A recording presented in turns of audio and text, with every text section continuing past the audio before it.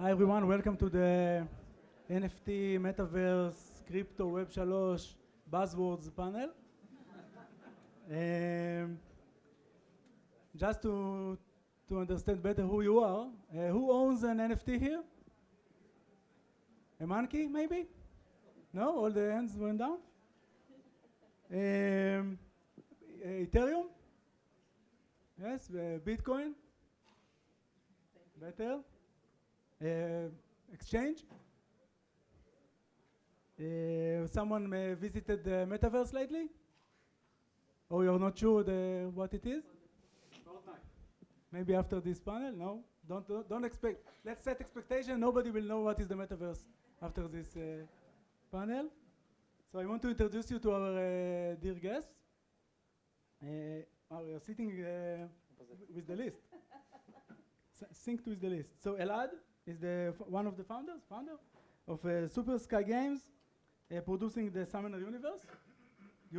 Metaverse, starting to understand. Shachaf, which already owned the Web3 10 years before it was existed. Is this true to say? 2006, yeah. He had a company called the Web3 before it was cool. And now he's the CEO of Coty Group and chairman of Uncaged Web3 Gaming. Web3, it's one name? It's Uncaged, isn't it? Yeah. Uncaged, okay. Elinor, hey.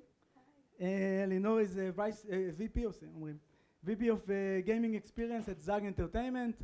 The most famous IP is the miraculous Ladybug, but you have others? We have others? And this is interesting. What is she doing here? But you will understand later. And Tomer, communities builder. This is his first, he's most known for. He's also the chief marketing officer at Kryptomon, which is a Web3 game.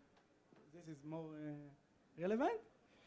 And me, I'm Nir. I'm a co-founder at LoopyCore. We make games. Some of them are Web3. And I'm also working with Crazy Labs on the Crazy Hubs, which is some kind of accelerator for hyper-casual games. And that's us. And now, since not many of you raised your hand about the NFT, I will ask them some questions, but it's a secret way to explain the terms. Okay, so they will answer longly. Longly, win? Shall I get? Long form. ההפך משורטלי, כן. Okay, so Elad, what is NFT for you?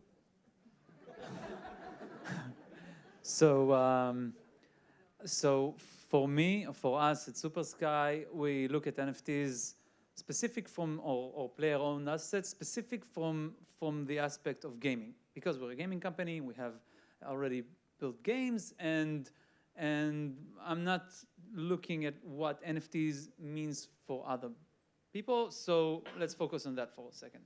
When people talk about Web3 gaming right now, so a lot of times they're thinking about Axie Infinity and a lot of short-term pyramid schemes and whatever, and no, that's all there is to it. But for the sake of getting on with it, that was the first wave, and we need to get on with it, and we're in a position because we already have established games and we're on the integration, and we're talking to a lot of the big players who are already developing the tools. We're looking ahead, and we're looking at what does it mean? What does it mean a player-owned asset? So basically, how we look at it, we're doing games with Web2 monetization and Web3, like a Web3 layer of monetization on top. So what does it mean when he owns it? So he used to buy something in the game, and it was only in the account, his account in that specific game, and that's it. But now, if you enable him to own it, he can take it, and then he can do some other stuff with it. He can keep on investing in his asset, and he can onboard it, of course, on his digital wallet, and then he can choose to trade it or sell it on the blockchain to whoever he wants. So usually it's a unique asset, and it's all public, so he can see it's unique, and everyone can know the rules of the game. It's not like everyone is getting the same thing. and this opens up several options. First is one of the possibilities is, of course, not only play and own, but play and earn. So if I can earn something from the game, an asset that I can trade or sell, then I can make some kind of a profit. Like I'm having fun. It's a fun game, but also I can sell it later or now or whatever. It doesn't matter if it's an asset or a token. So that's there, and it. Okay, and it opens up the possibilities for Metaverse, and we leave it for the other guys, I guess. Guys, just simply put, NFTs are property on the internet. The reality is, right now, you own jack shit on the internet. The money you have in accounts is not yours. The assets in games are not yours. You have access to it, but it's not yours because it's kept on some company's database, and they can deplatform you, or they can just change the rules at any given day. So NFTs is the first time that you actually own property on the internet. That takes me. You want to elaborate? Adding to what my friend said over here. Does it work? Yeah. Blah blah blah. Blah blah. It works. Okay. So I don't know how to use a mic. So as my friend said over here, NFT guys can be anything. Like your driving license can be an NFT. A picture of a monkey can be an NFT. Your car's title can be an NFT. Everything that resembles an ownership of some kind of a digital file somewhere, unique identifier that tells you this token makes this file that it belongs to you is an NFT. So that's in general what NFTs are. And as Shachaf said, it basically allows you guys to have actual ownership of a piece of the internet, a piece of the game, or a piece of Misrad HaTachbura, the driving license. You know, driving administration, your driving license would be an NFT. So basically, that's what they are. That leads me to the next question, if I will open the phone because it was closed. Just a second. I wanted to ask Shachaf, what makes a Web 3? What makes a Web 3? Okay, so let's talk about what's Web 3. Some context, so you'll know I'm not bullshitting you. Been in crypto since 2017. I run Cody, which is a pretty big layer 1 protocol. Like Ethereum is a protocol, like Bitcoin is a protocol, so is Cody. And got into Web3 gaming last year. We founded Uncaged with one of Playtika's co-founders. So we know quite a lot about the space. And for those of you who don't own Bitcoin or anything, the fuck is wrong with you? I mean, so Web3. First there was Web 1, right? We're talking about early 90s to 2000 and... So BBS was Web 1. Oh. BBS was Web 1. There is a BBS that is Web 3, by the way. No, but, yeah, but let's not. We can talk about this for hours. So that's the internet that I got to know when I had my bar mitzvah. Some of you weren't around, I guess, back then. But so yeah, not that much. But the internet back then was a place where websites had power, right? You were a website, people would browse to your website, and if you were big, that was yours. Web 2 came along. So in Web 1, in terms of like how you experience the internet, was read, right? It was kind of like media was. Like a newspaper was on the internet, and you can read it, and it was awesome, and people say, why would we ever need anything more?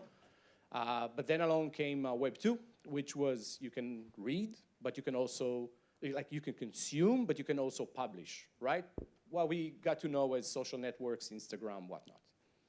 Uber, everything that is that. And this is amazing because this acceleration of development of the internet was pretty good. This is like what we use today. But that cannot shift the balance of power because now we have about 5 big internet companies, right? Meta, Google, you name it. And they own everything. Now, I have no issues. I own shares in most of them. But the reality is that if you are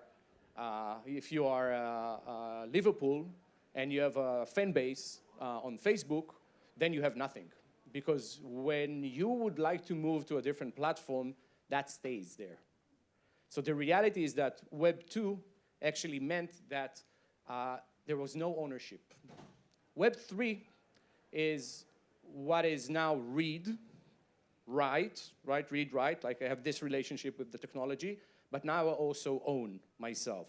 So it just means a better form of internet. And like, I would love that my kids will use the internet in a place where it doesn't just be owned by 5 companies, but everybody can create and own pieces of the internet because it just makes a better internet.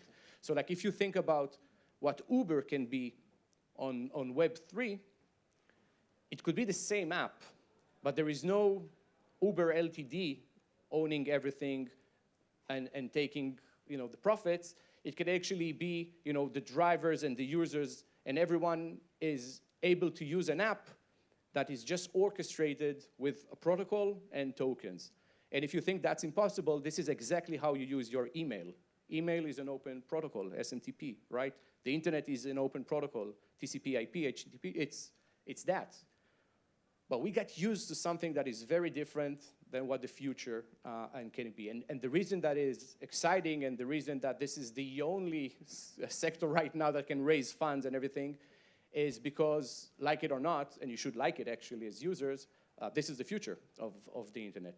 Things will be built in a different way, and creators that, if you post a photo to Instagram right now, the deal with Instagram that you sign is that, I will create this content, you'll take all the money from ads and whatever, but I will get likes, which is decent. But what if you could do the same thing, but actually take some profit from it because you're working for that app?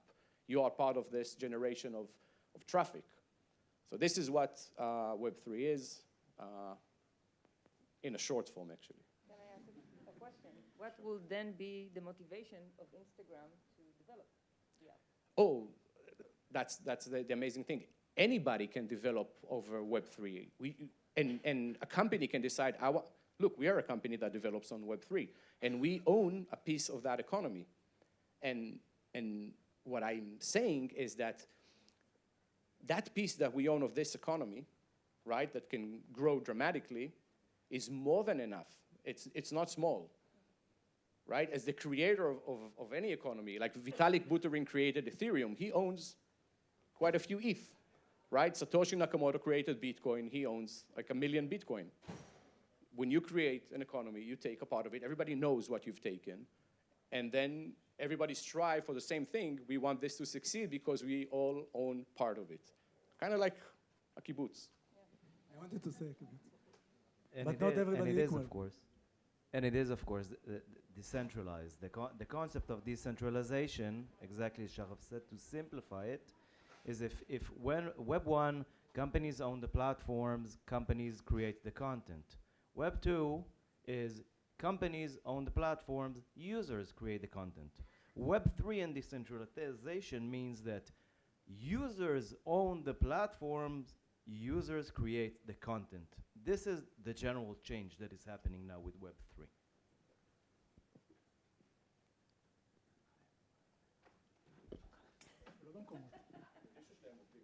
לא יודע, הוא קצת, יש לי קול יותר. I have a better voice with this one. The voice is better with this one. It's a joke. Elinor, where can I already touch a metaverse? So many places. It's really a question of definition, because Roblox, Minecraft are very obvious metaverses, but you also have other mobile apps which are metaverses, such as Zepeto, for example, which is very popular in Asia. And then you also have Web 3.0 metaverses as well, like Decentraland, like the Sandbox. You have others. So it's really a question of definition, because a metaverse means you have your own avatar, and that avatar can do plenty of things. You can customize it, you can buy things, you can sell things, and you can also play or just hang out. So it's everything. It's everything. It's closing all the open notes. How do you say? Yes? Nuts. Okay, Tomer, how tokenization become the gaming industry new feature? Okay, so Tokenization enables something that we couldn't do before. Tokenization enables us to decentralize our game, our creation, which means now, as game creators, every person on Earth can own a piece of the game. If it's an NFT, then it's the actual asset of the game. It's a character in the game. That means no one else can use that character but the owner of the character. The company cannot just print over and over. You cannot win the same car every time someone reaches to a certain level or creates a certain achievement, gets the same car, and then he has nothing unique that he owns from the game. So tokenization enables game developers to create a whole new concept of gaming, making the game, and I know you all hate the buzzwords, a metaverse game, which basically means, because metaverse, guys, also, you know, Fortnite, it's a metaverse game, you know, it's like, it's a 3D world, I have an avatar, I walk around and I shoot people, they shoot me. Is it a metaverse? No, the general concept of metaverse means that we own a part of this digital world. Once you tokenize the game assets, once you tokenize the land, that means two things. First of all, it's not the company's property. That's the user's property. And two, it's limited. There's a limited amount that only this guy has it, only she has it. They own the pieces of that digital world, hence game, that I've created. One, of course, tokenization of the in-game currency. I cannot just go into the game, buy with $11.99 as many in-game currency that I want, as much coins that I want, and spend them on my character and create, I don't know, the strongest character in the game. Pay to win. I cannot do such a thing because all of the game's currency is limited. We are creating a limited amount of tokens. Hence, the whole concept of the game now behaves and acts like a real world, like this country. Not a good example. Well, actually, we're kind of good compared to the rest, so we're fine. And I have a lot of, let's say about the government. But yeah, so that's what it actually does, tokenization. And of course, guys, the most important thing that probably most of you guys are here for, that we were there for, and many other companies were there for, and it's not a secret, the opportunity to raise funds. So basically, if you have a good concept for a game, when you tokenize the assets and you tokenize your in-game currency, hence you create a coin, your coin for the game, and the NFTs, then you have the ability to sell part of your game to the public, hence to raise funds today to create the game, the metaverse, the world, the franchise, the whatever you want to create with this money by tokenization. Again, as we said before, Web 3.0, so you decentralize the asset. So Kryptomon is not ours. Kryptomon is the community's game. We're just creating the game with the abilities we got from them by tokenizing our assets and in-game currency, for example. Great. Again, I need to open the phone. So, Elad, are you ready? When Web3 will have mass appeal for the gamers or the players crowds, for the mass crowds? Okay, so if we're focusing on games Web3 mass appeal, so I think there's several conditions. One, which is pretty obvious if you try it around, the onboarding, like the technology side of it. Well, it's easy if you're a web game. Like, it's not easy, but it's not, the onboarding is not smooth enough in the web. And if you're developing for mobile, a native integration is still very hard. And we have the legal side of it, which is not clear. But we got into this and we thought it would be the main issue. But it's not the main issue anymore. And I'm looking, we've been talking with a lot of companies building the tools. and it looks like they'll get it done. Someone will solve it. No, they are solving it with very strong teams. Second of all, and I think most important, is fun games. Because right now in this space, there aren't much. I think here in this panel, sitting people with great teams that working on great games, but the percentage is low. So we need easy onboarding from the tech side, fun games. The guys talked about tokenomics. So this is a big barrier, like establishing a good economy which is sustainable, and I think Shahaf and Tomer can tell us much more than me about it. They're dealing with it day to day. And I think something that will really help is the metaverse part of it. And I think it will start from collaboration between studios, because, for example, we're building 2 games, and you can buy our assets, our summoners, one asset to rule both games, right? All games. But we don't need NFTs to do that because it's always our account, our SuperSky account. But we have 2 games that are already doing it. And now if I want to approach another studio, say Neil Studio, whatever, and LoopyCore. And LoopyCore, and say let's collaborate.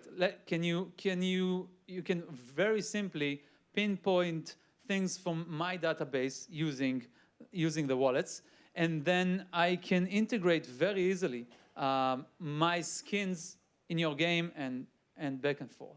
So that's something that I think when you look at the big companies, they don't really care about it yet because they're printing money and say, why should I invite other people's skins into my game? But I think if it will come from the smaller studios rising up, I think it will speed up. But the main thing, as I'm saying, it's good games that bring good value to the players and not only earning. So they need to be fun, engaging, and bring that extra value.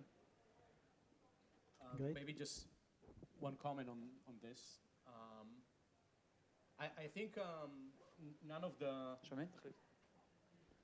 I think that none of the games we've mentioned, Fortnite included and everything else, Roblox, none of it is a Metaverse game, to be honest. Metaverse is just a catchphrase to bundle a few technologies that are not necessarily related, like Web3, tokenization and such, VR, 3D universes, but it all lacks portability.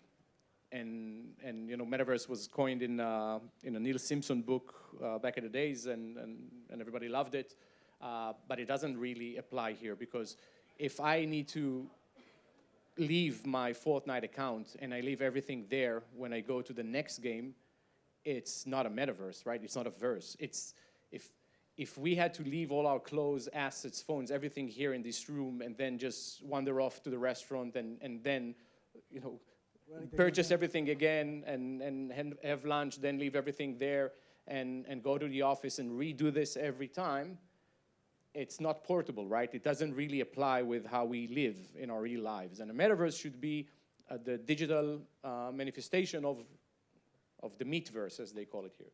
So I don't think any of it is really a metaverse. And when you guys collaborate, the reality is that he doesn't need your consent, right? He can just use your NFTs because it's a standard, and he can just do whatever he wants. The same. If you want to get piece of the money that I got for that NFT, he needs. But if he just want to do it, well, he doesn't need that. He can just decide, and this is where the big companies step in. Let's say Call of Duty launches a new game, right?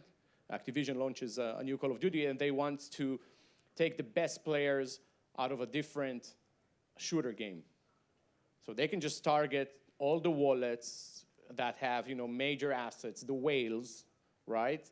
And just advertise to them. So then they really want these players, right? So then they don't need anybody's consent because, again, the players own the assets. They can decide if they want to join or not. It's not that Activision holds everything and they know everything and the player owns basically nothing. It's good entertainment, but they own nothing. Great. I can't use my microphone because I don't own it. You see? Yes. NFT microphones. The future of conferences. And this is not working too. But No battery. Been a long day. You remember Transformers? They were fighting for energy, which is charging batteries. They did it before. So I wanted to ask Tomer about the technical and the content barrier of Web3. And part of it, Elad already touched, but Let's see if it works. I think both of ours don't work. is using the mixer over Okay, there. it works? Yeah, now it works. It's Okay. a prank. So, what was the question? The technical and/or content barrier. Okay. Technical and content barriers that block, that at the moment delay the adaptation of Web3. Better question. Okay. So, of course, accessibility.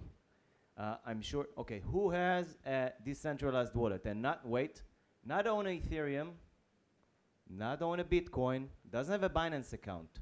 Who owns a MetaMask wallet? Okay, great. You're Now, getting better. Yeah. who is on BSC? Binance Smart Chain, BNB chain. Okay. Who is on Ethereum? Okay. Most users will be on Ethereum because Ethereum is what comes with MetaMask.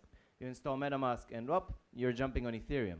Very easy to go to the next casino, OpenSea, and start dealing with the casino of the NFTs and monkeys and whales and whatever pictures We call it you're market. buying. Yeah, whatever the market. So accessibility. Not too many of you at the moment own their own wallet. A. B, if you own a wallet, you only know one network. Now, the blockchain has many networks. To access these, to enable you guys to mint your NFTs from a certain blockchain is at the moment a very hard task. You need to open a wallet, you need to transfer gas. Gas is the name of the main token of the network. On Ethereum, it's ETH. On BSC, Binance Smart Chain, it's BNB. On Avalanche, it's AVAX, whatever. This is like the base token. So you need to deposit it somehow. Then you need to be able, of course, to change networks. You need to know how to swap your tokens. And then you need to know how to connect and mint that certain NFT. It's a headache. It's very, very hard to most users. It's very hard. The adaptation is hard. I believe that the inevitable will happen, and mark my words, I said it last year in this convention, I will say it again, it will happen probably the next 2 years. I believe that in the next year or so, Apple and Google will present probably their built-in Web3 wallets as part of your account on their marketplaces to help you get on board a certain network. It will also be smart and know probably how to change networks, and you will already get the wallet with your user account. Now, once you have that wallet, you will be able to easily connect to any game on the App Store, and you will be able to just easily, with your credit card, whatever you have, Apple Pay, whatever you guys are using. Monkey picture? Monkey picture? Whatever, you will be able to mint that certain NFT and to hold tokens of different games and get them, withdraw them to your wallet, resell them, replace them to something else. So what stops us at the moment is adaptation. They don't want this to happen. And if we have Web3 game developers at the audience, you all know how hard it is to get on board one of the app stores because basically they get no fees. So when they will find a way to charge fees from this action that we're doing, this will be the day that we will see mass adaptation because users will already get their wallets probably through their accounts on the app stores, different app stores. So this is the main blocker. And of course, the normal blockers, and I will finish with this, that Bitcoin is for gangbangers, Ethereum is to buy weapons and to buy weed and buy cocaine, etc., etc., and it's for people that want to launder mafia money. Okay, Boomer. So I have a question, if everybody. Who here helps his parents with what they call complicated technical chores like setting up email or anything like that? Right. Don't be that people. Don't be that. I mean, it is not that complicated to open a wallet. I mean, there are so many tutorials out there. It is not that complicated, and you should definitely educate yourself with this, or you will become someone that his kids actually tell him how to open a MetaMask wallet. And it's rather embarrassing because everybody that sits here, that work at tech, right, you're the top 3% of the world. There is absolutely no excuse to, and if you understand what I'm saying, it means that you can understand English. So there is no really good reason why you should not go back home today and open a wallet and just open a wallet. Use your mobile. It's a mobile summit. Do it on desktop, by the way.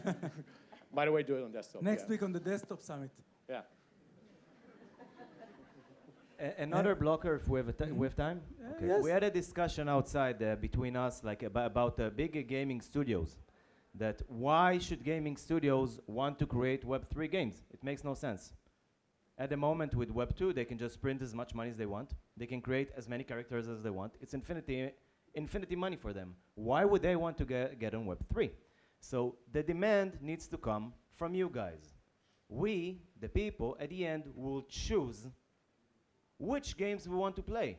Now, if I'm wasting 4 years on World of Warcraft and I'm spending thousands of dollars, and at the end of the day I cannot transfer my account, it's my money, it was my time. Why can't I take it and sell it to Neil? It's mine, my money, my time. Why can't I sell it? Because they want to resell you more money, right? So if I decide to play, I don't know, let's say Kryptomon, I don't want to sound like it's a commercial. Sorry, don't play Kryptomon. But another monster-based game, or Pokemon, well, I'm a Pokemon Go player. On Pokemon Go player, as a Pokemon Go player, I cannot take my Pokemons. Here I can just take them and all of everything I gained with them and sell them to them. So we need to decide how we want to play and what we want to play and why we want to play it. So you deserve to own these assets, and it will not take long until they will understand that this is something that they cannot ignore for a long time.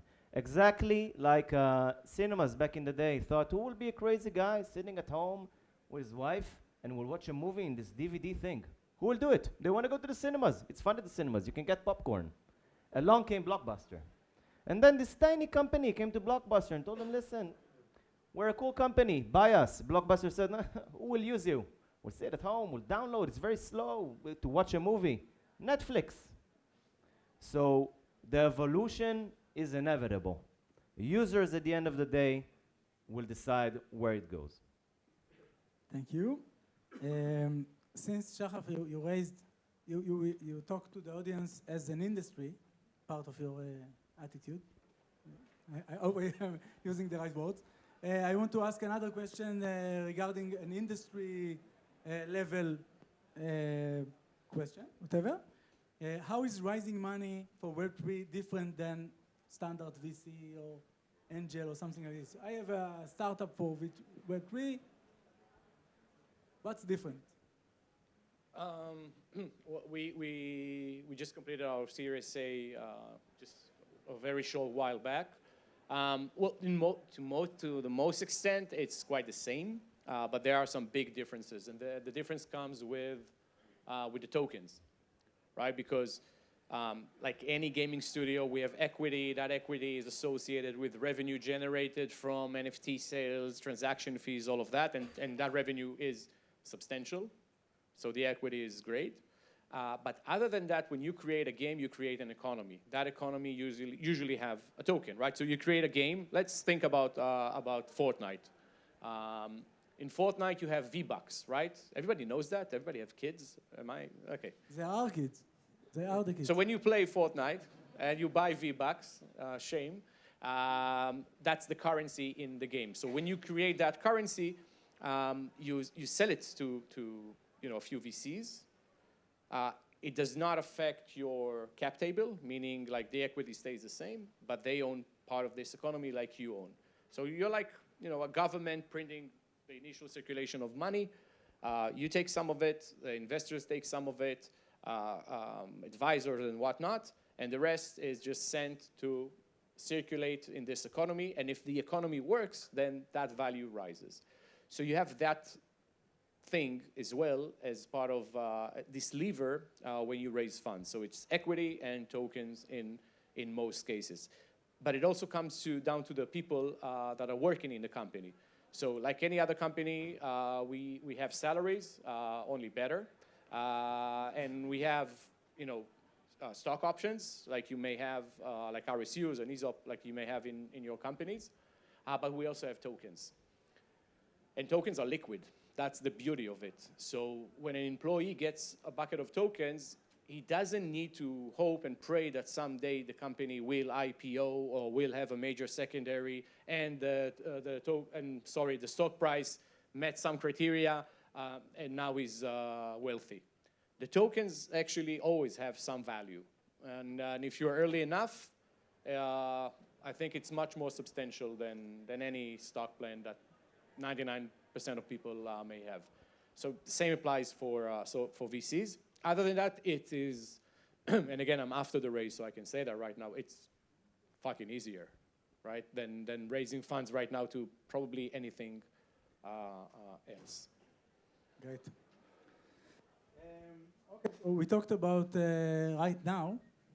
I will always take you and spin off from your answers, always. So we all know that the markets are in turbulence, I can say, yes? Both the stock market and also the crypto market. And it's like a big elephant sitting here in the middle of the room. And we didn't talk about it till now, or maybe a little hints. So I want to ask a few questions regarding that elephant. I had a better description at home, but something about the hairiest bear market ever. But okay, nobody understands the hairiest, like a lot of hair. Okay, where is Bar? He told me that it will not work. So Shachar, you've been in many bear markets before, and you survived. Small tip for all of us? Yeah, cycles. I've been in like 4 of them. Well, only this week? Only this week I've been in 4 of them. Well, first of all, remember that only tourists leave when it's raining, right?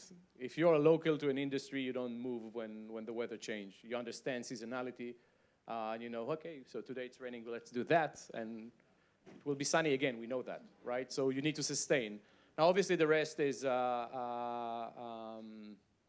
just perfect reason, right? If make sure that you have enough runway. I think it will be quite impossible to raise funds. I would say the next year or 2. I mean, not at good terms, at least. So you need to sustain and you need to build, because the best companies, the best things came out of bear markets. Because if you start at the hype, everything is already a bit overvalued. And it's really impossible to maintain that, right? We saw Cody runs from 1 cent per token, or even less than that, like real shit, to at the bull to 67 cents. That's a lot of money, and like again, it's not just us, right? It's everybody that owns the token. So we have like about 350,000 token holders. Everybody is thrilled, right? And it's great. So at the bear, you build and you focus your energy on staying alive and building and enjoying the fact that right now the expectations are pretty modest, and everything that you build can have a major upside because it starts at such a low, like you're the underdog. And it's a good position to be if you have money and runway. If you don't, then it's not amazing. Eleanor, why ZAG gaming experience wasn't in the market to begin with? Like, you're a little different from the other participants in this panel. You're a woman. No, not that. God damn. But you know your way around games. Why didn't you go Web3 till now? So yes, so my role is different. I manage ZAG Gaming. ZAG Gaming is the gaming division of ZAG. ZAG is a TV and movie studio.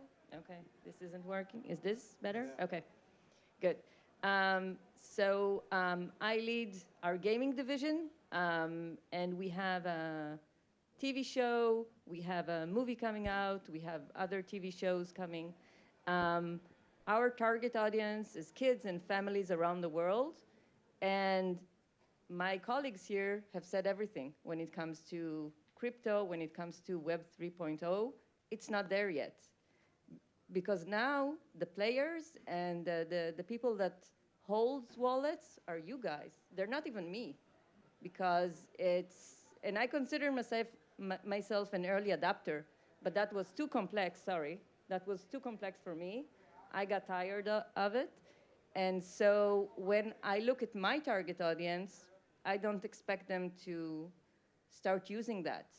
I also don't agree, sorry, with your definition about the metaverse. I do think that Roblox is a metaverse. It's just different from where you are at this point, because the way I see it, this is contemporary economy, and you're already talking about future economy. So probably if we're talking about 2 years from now, yes, I agree. But now, Roblox is everything, and Minecraft is everything, and kids and families are there.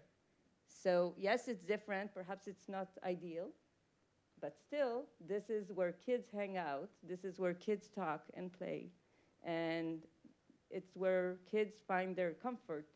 Oh, I absolutely love it, but it's just not a metaverse.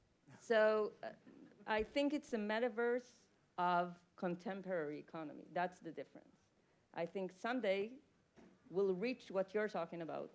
But for that, it also means that the tech needs to become friendlier. Mm-hmm. That's the difference.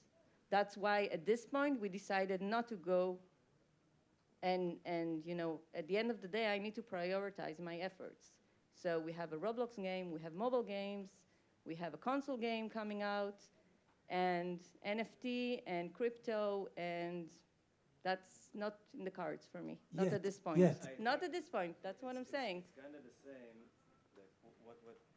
It's kind of like what we said before. You know, it's at the moment you're not there, but you know, I downloaded a movie. I've downloaded movies. You know, back when I was like 13 or 14 in a 3GP.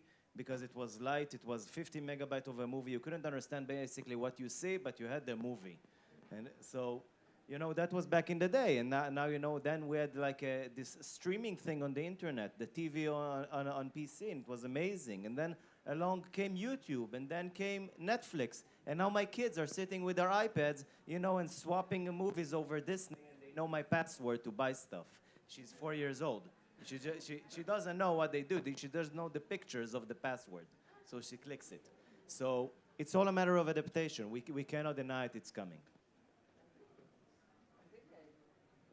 So we have 2.5 minutes, so it's the last question for everyone. Lad could start because I didn't ask him questions for a long time.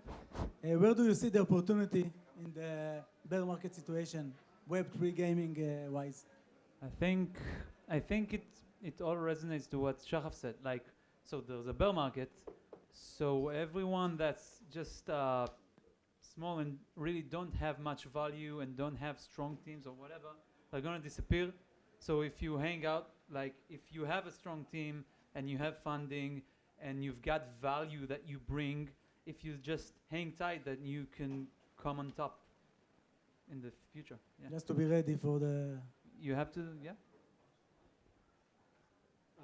Other than the rest of the stuff I said, I would say that it's great that the big companies are not doing great moves yet.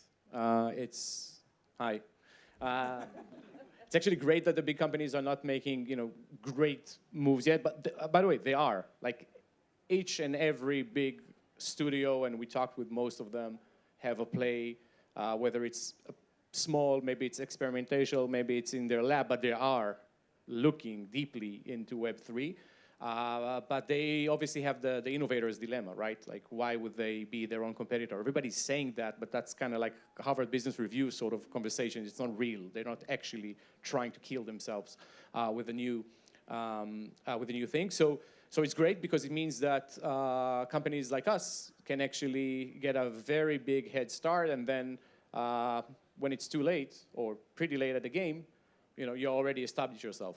Like, why didn't Kodak bring in, digital photos, right? Like, it's always the same. So I think the opportunity is to build and to move pretty fast right now during the bear, and when everybody's not looking exactly at the same thing, doing the same thing, it's still a blue ocean. And this is what excites me most. And again, the big VCs, Sequoia, Andreessen, everybody else are investing heavily in this space. They're not just being kind, they know. So I think it's a huge opportunity.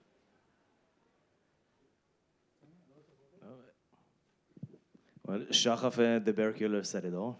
But to people that want to understand a little bit more about blockchain, because the concept of blockchain and decentralization is very hard to understand initially. People have this thing like they're just giving up because it sounds too complex. But I promise you guys, it's not that hard. You just need to understand the concept of thinking, how it works. Once you jump into it, everything seems easy, exactly like riding a bike. One tip from me, a guy that I like a lot, Coin Bureau. On YouTube, he makes the coolest, simplest, dumbest to understand videos on YouTube. It's a guy named Guy, a British guy.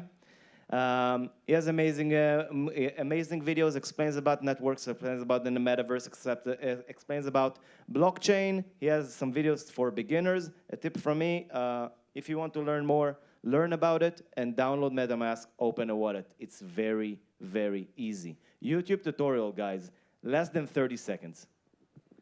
So we need to, what? Elinor? You want to answer?